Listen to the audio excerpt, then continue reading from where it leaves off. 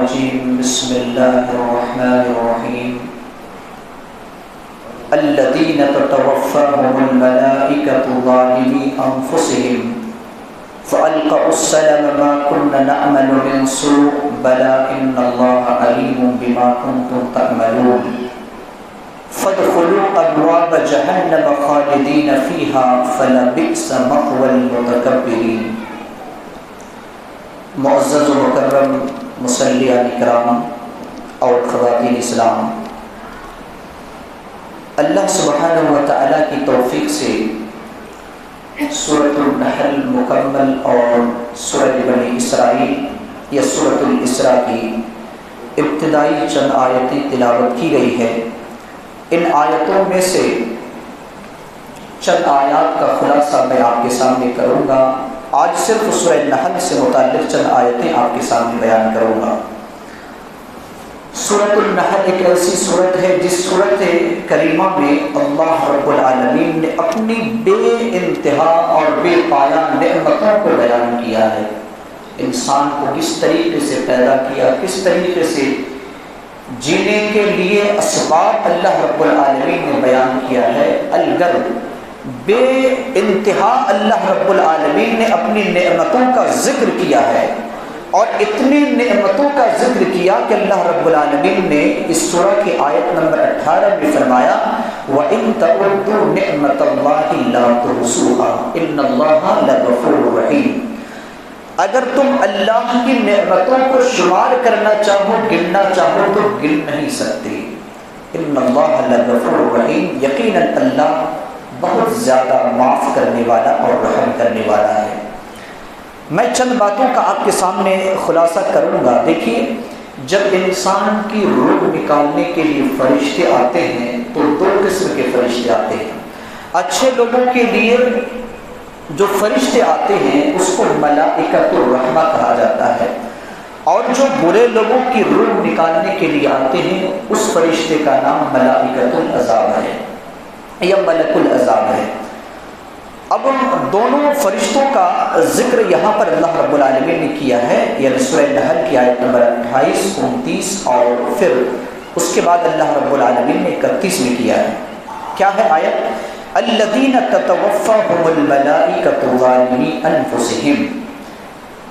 جب فرشتے ان لوگوں کی روح نکالنے کے لیے آتے ہیں جنہوں نے اپنے نفس پر ظلم کیا ہے، فَأَلْقَوْا السَّلَمَ، وہ عاجزی اور انکساری کرتے ہیں، گڑ گڑاتے ہیں، اس کے سامنے جھک جاتے ہیں اور کیا کہتے ہیں؟ مَا كُنَّا نَعْمَلُ مِن سُوءٍ، ہم نے کوئی برا عمل نہیں کیا ہے۔ اللہ رب العالمین نے فرمایا کہ فرشتے جواب دیتے ہیں بلا، کیوں نہیں، تو نے برا عمل کیوں نہیں کیا؟ ان اللہ علیم بما کنتم تعملون، یقیناً اللہ خود جاننے والا ہے جو تم عمل کرتے تھے۔ گویا کہ جو اپنے نفس پر ظلم کرتا ہے، اللہ رب العالمین کے حکم سے جب ملک الموت اس کے سامنے آتے ہیں تو آنے کے وقت روح نکالنے سے پہلے وہ بندہ اس کے سامنے عاجزی اور انکساری کرتا ہے، اس کے سامنے گڑ گڑاتا ہے، اس کے سامنے جھک جاتا ہے، جس کو اللہ رب العالمین نے کہا فَأَلْقَوْا السَّلَمَ، یعنی عاجزی اور انکساری بے انتہا کرتا ہے، اور کرتے ہوئے کیا کہتا ہے؟ یہ تو اس کے جسمانی کیفیت ہوتی ہے، ہمیں اس کا احساس نہیں ہوتا۔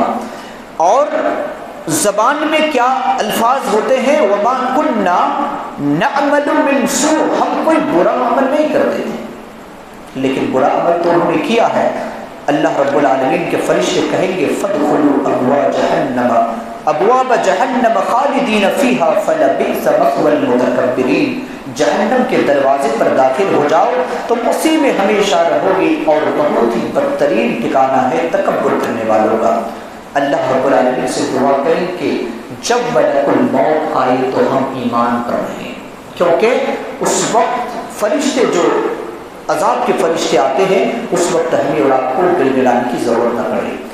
دوسری آیت جو آیت نمبر 34 میں اللہ رب العالمین نے 32 میں اللہ رب العالمین نے فرمایا الذین تتوفاہم الملائکۃ طیبین یقولون سلام علیکم ادخلوا الجنۃ بما کنتم تعملون۔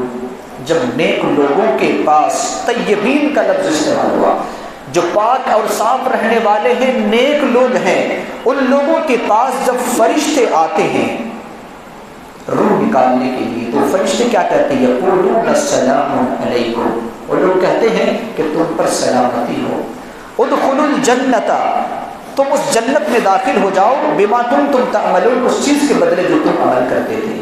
اس سے بات کا پتہ چلتا ہے کہ شرک اور بدعت سے انسان کو پاک رہنا ہے، لیکن عام حالات میں بھی پاک رہنا چاہیے۔ ہمیشہ انسان کو جب وضو آپ کا ٹوٹ جائے فوراً وضو بنا لے، اور اس کی جو بڑی فضیلت حضرت بلال رضی اللہ تعالیٰ عنہ کی حدیث سے، میں ادھر نہیں جانا چاہتا، لیکن انسان کو باوضو اور پاک ہمیشہ رہنا چاہیے، کیونکہ اللہ رب العالمین نے طیبین کا لفظ استعمال کیا ہے، اور اس کے پاس جب وہ فرشتے آتے ہیں تو یہ کیفیت ہوتی ہے۔ اللہ رب العالمین نے اپنے بہت سارے نعمتوں کو گنایا ہے، شمار کیا ہے، اور ایک نعمت ہماری اور آپ کے لیے بیٹیاں ہیں، جس کو اللہ رب العالمین نے بیٹی سے نوازا ہے، وہ ایک بہت بڑی نعمت ہے۔ مشرکین مکہ کو اسے ذکر کرتے ہوئے کہا کہ وہ لوگ کو جب بچیوں کی، بیٹیوں کی خوشخبری دی جاتی تو اس کا رنگ سیاہ ہو جاتا اور دل ہی دل پگھلنے لگتے۔ اللہ رب العالمین نے اس کو منع کیا ہے۔ اس سورہ کا نام سورۃ النحل ہے، اور سورہ النحل کے بارے میں سبحان اللہ رب العالمین نے اتنی اچھی بات کہی ہے۔ سورہ النحل آیت نمبر 68 اور 69 کے اندر، 68 اور 69، اس کا ترجمہ پڑھیے، اس کی تفسیر پڑھیے۔ اللہ رب العالمین نے کیا فرمایا؟ وَأَوْحَى رَبُّكَ إِلَى النَّحْلِ، اور آپ کے پروردگار نے شہد کی مکھی کی طرف وحی کی۔ نحل کس کو کہتے ہیں؟ شہد کی مکھی، اور اس سورہ کا نام بھی سورہ النحل ہے۔ وحی کی، وحی کا مطلب الہام کیا، اس کے دل کے اندر یہ بات ڈال دی، کیا؟ ان اتخذی من الجبال بیوتا ومن الشجر ومما یعرشون، کہ تم 3 جگہوں پر اپنا گھر بنانا۔ کہاں کہاں؟ من الجبال، پہاڑوں میں، اور کہاں؟ ومن الشجر، درختوں میں، ومما یعرشون، اور جس میں لوگ ٹھہرتے ہیں، لمبی لمبی عمارتوں میں یا گھروں میں جو انسان رہا کرتا ہے۔ اللہ رب العالمین نے شہد کی مکھی کے دل میں یہ بات ڈال دی ہے، اور آپ پوری دنیا کے اندر آپ معائنہ کریں تو یہی 3 جگہوں پر ان کے چھتا ملیں گے، یا تو پہاڑ میں، یا تو درخت میں، یا تو کسی گھر میں، اور 4تھی جگہ کہیں اور نہیں ہے۔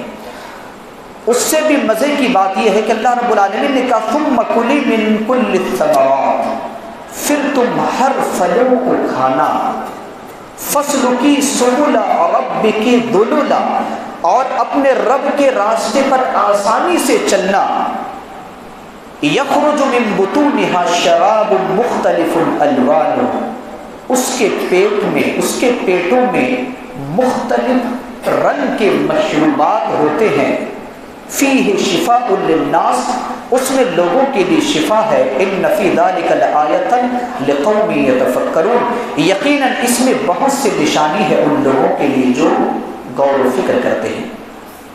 شہد کی جو مکھی کی جو شہد ہے، اس شہد کو اللہ رب العالمین نے شفا قرار دیا ہے، اور اس میں بہت زیادہ شفا ہے۔ حدیث پاک کے اندر آتا ہے، صحیح مسلم کی غالباً روایت ہے، ایک صحابی رسول نبی صلی اللہ علیہ وسلم کی خدمت میں آ کر کہتا ہے، اللہ کے رسول صلی اللہ علیہ وسلم، میرے بھائی کو پیٹ میں کچھ گڑبڑی ہوئی، دست ہو رہا، موسم ہو رہا۔ تو اللہ کے رسول صلی اللہ علیہ وسلم نے فرمایا کہ جاؤ شہد پلاؤ۔ شہد پلایا اور زیادہ ہو گیا، کم ہونے کے بجائے زیادہ ہو گیا۔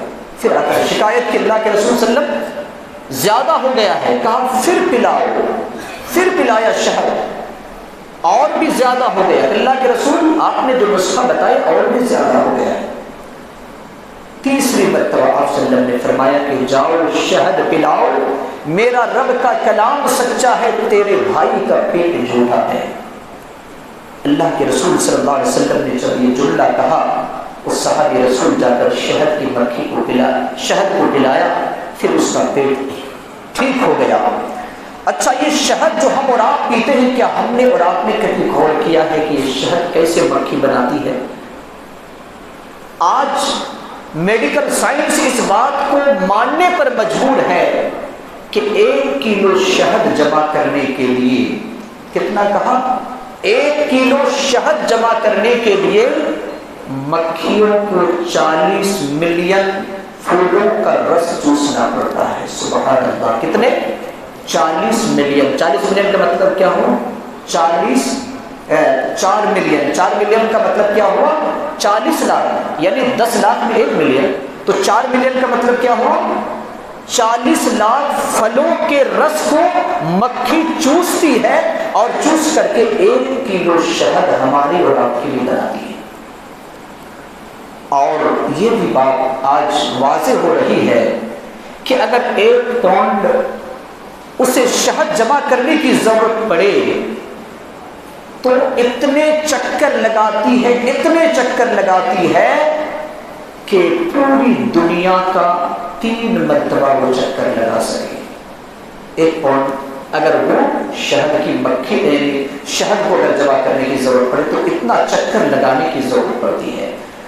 اور اللہ رب العالمین نے کہا کہ اس کے پیٹ میں مختلف قسم کے مشروبات ہیں، گویا کہ شہد کا رنگ ایک نہیں ہوتا ہے، اور اس رس کو اللہ رب العالمین کے حکم سے جو مکھی چوستی ہے، اس مکھی کے پیٹ کو اللہ رب العالمین نے ہماری اور آپ کے لیے ایک لیبورٹری بنایا ہے۔ اللہ رب العالمین نے کتنا ہماری اور آپ کے لیے اس میں نعمت ہے کہ اس میں ایسے بھی پھل ہے کہ باقی پھل ایسے بھی پھل کے اس میں رس ہے کہ باقی پھلوں کے رس کو وہ کیا کرے؟ خراب نہ ہونے دے۔ ہم اور آپ کو اس چیز کو کہاں رکھتے ہیں؟ فریج میں رکھتے ہیں تاکہ خراب نہ ہو جائے۔ تو 1 کلو شہد کو آپ کافی دن تک رکھ سکتے ہیں۔ آپ بتائیے کہ کیا اس شہد کو صحیح رہنے کے لیے، خراب نہ ہو، اس کے لیے کیا کوئی آپ نسخہ استعمال کرتے ہیں؟ کچھ بھی نہیں استعمال کرتے ہیں۔ سالوں سال آپ رکھ سکتے ہیں۔ کیسے رکھ سکتے ہیں؟ اللہ رب العالمین نے اس شہد کی مکھی میں وہ تاثیر رکھی ہے کہ ایسے پھول کے رس کو بھی چوستی ہے جو پھل کے رس باقی رسوں کو بھی کیا رکھے؟ خراب نہ ہونے دے۔ اللہ رب العالمین نے ہمارے لیے کتنے ہی بہترین ذریعہ بتایا ہے، اور اس شہد کی مکھی سے ہمارے اور آپ کے لیے اتحاد اور اتفاق کی دعوت بھی ملتی ہے کہ وہ لوگ کبھی لڑتے نہیں، کبھی جھگڑتے نہیں، اور اسی طریقے سے ہمیں اور آپ کو گویا کی دعوت مل رہی ہے کہ شہد کی مکھیوں سے تم کیا کرو؟ اتحاد اور اتفاق کو سمجھو۔ اللہ رب العالمین نے دودھ کے بارے میں بھی سورت کے اندر فرمایا ہے، اور وہ یہ ہے کہ وَإِنَّ لَكُمْ فِي الْأَنْعَامِ لَعِبْرَةً نُسْقِيكُم مِّمَّا فِي بُطُونِهِ مِن بَيْنِ فَرْثٍ وَدَمٍ لَبَنًا خَالِصًا صَائِغًا لِّلشَّارِبِينَ۔ اللہ رب العالمین نے فرمایا کہ چوپائیوں میں بھی تمہارے لیے نصیحت ہے، عبرت ہے۔ عبرت اس اعتبار سے ہے کہ ہم تمہیں پلاتے ہیں جو ان کے پیٹ میں ہے، من بین فرس و دم، گوبر اور خون کے درمیان سے، لبنن خالصا، خالص دودھ، سائغا للشاربین، جو پینے والوں کے لیے سہتا بچتا ہے۔ دودھ کو ہم نے اور آپ نے کبھی پیا ہے تو اس پر کبھی ہم نے غور کیا کہ دودھ کو اللہ کس طریقے سے بناتا ہے؟ وہ گائے، وہ بکری، وہ اونٹنی یا دمبی جو بھی ہے جو دودھ دیتی ہے، وہ تو یہی غذا کھاتی ہے، گھاس، پتے وغیرہ جو ہے ان کے غذا وہی کھاتی ہے، لیکن کھانے کے بعد اللہ رب العالمین اس غذا سے خون بھی بناتا ہے جو رگوں میں چلا جاتا ہے، دودھ بناتا ہے جو تھنوں میں چلا جاتا ہے، گوبر اور پیشاب بناتا ہے جو مخرج اور نکلنے کی جگہ سے وہ نکل جاتے ہیں۔ نہ تو سفید دودھ میں کسی قسم کے خون کی ملاوٹ ہے، نہ گوبر اور پیشاب کی کوئی بدبو ہے۔ اگر خون کی ملاوٹ ہو جائے یا یہ بدبو آ جائے تو پھر ہم پی نہیں سکتے ہیں۔ اللہ رب العالمین نے کیا فرمایا؟ لبنن خالصا، خالص دودھ جو سائغا للشاربین، پینے والوں کے لیے سہتا بچتا ہے۔ لہذا جو حقیقی دودھ ہے یا حقیقی شہد ہے، یہ ہمارے اور آپ کے لیے بہت سے مفید کی باتیں ہیں اور مفید چیزیں ہیں، لہٰذا ہمیں اور آپ کو چاہیے کہ اللہ رب العالمین کی ان نعمتوں سے فائدہ اٹھائے اور اللہ رب العالمین کا شکر بجا لائے۔ اللہ رب العالمین ہم تمام لوگوں کو اللہ رب العالمین کی ہر نعمت سے جائز طریقے سے فائدہ اٹھانے کی توفیق عطا فرمائے اور اللہ رب العالمین کو کثرت سے شکر ادا کرنے کی توفیق بخشے۔ آمین وآخر دعوانا الحمدللہ رب العالمین۔